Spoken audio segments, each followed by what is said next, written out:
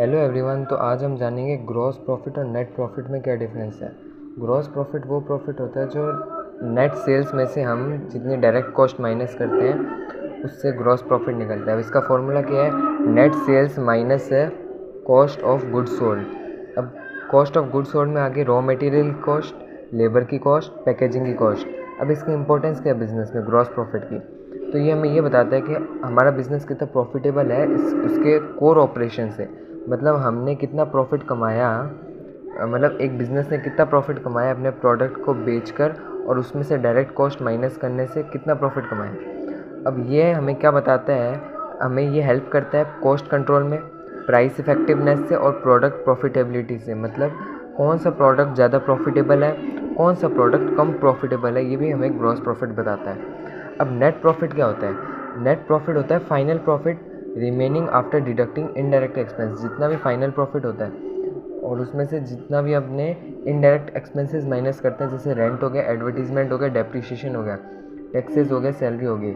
Gross profit में से हम इनडायरेक्ट एक्सपेंस को जब माइनस करते हैं तब हमारा नेट प्रॉफिट निकलता है। अब इसका फॉर्मूला हो गया gross profit minus operating expenses minus non operating expenses plus operating and non operating income. अब नेट प्रॉफिट का क्या इंपॉर्टेंस है बिजनेस में?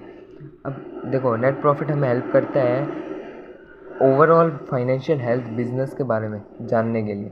ठीक है, ओवरऑल फाइनेंशियल हेल्थ मतलब बिजनेस कैसा ओवरऑल परफॉर्म कर रहा है। अब ये हमें हेल्प करता है एक्सपेंस मैनेजमेंट के लिए कि हमारा जो इनडायरेक्ट एक्सपेंसेस है कहीं वो ज़्यादा हो ना जाए, ताकि अपना जो नेट प्रॉफिट है, अगर इनडायरेक्ट एक्सपेंसेस ज़्यादा होगा तो अपना नेट प्रॉफिट भी कम आएगा। अब टैक्स प्लानिंग में भी हेल्प करता है, क्योंकि कभी भी हमें टैक्स रिटर्न फाइल करनी होती है तो नेट प्रॉफिट के बेसिस पे होती है। अब इन्वेस्टमेंट और लोन डिसीजंस के लिए, मतलब आप ऐसे जानिए कि जब भी बैंक का आपको लोन देता है तो वो आपका नेट प्रॉफिट के बेसिस पे आपको लोन देता है। अब इसका एग्जांपल देखें तो जैसे आपने 100 रुपये की सेल्स की और उसमें से आपकी 30 रुपये की डायरेक्ट कॉस्ट आई है। अब ठीक है, तो 70 रुपये में से आप सैलरी दोगे। जो आपके पास 70 रुपये आया है उसमें से आप सैलरी दोगे, उसी में से आप रेंट दोगे, उसी में से आप टैक्स दोगे और उसी में से इलेक्ट्रिसिटी दोगे। इसको मिला के 30 रुपये में बन गया। अब आपके पास बचा कितना? 40 रुपये। तो ये 40 रुपया अब ये आपके हैं और ये आप अपने घर पे लेके जा सकते हो। मतलब इसको आप री इन्वेस्ट कर सकते हो बिज़नेस में या फिर अपने पर्सनल पर्पज़ के लिए यूज़ कर सकते हो।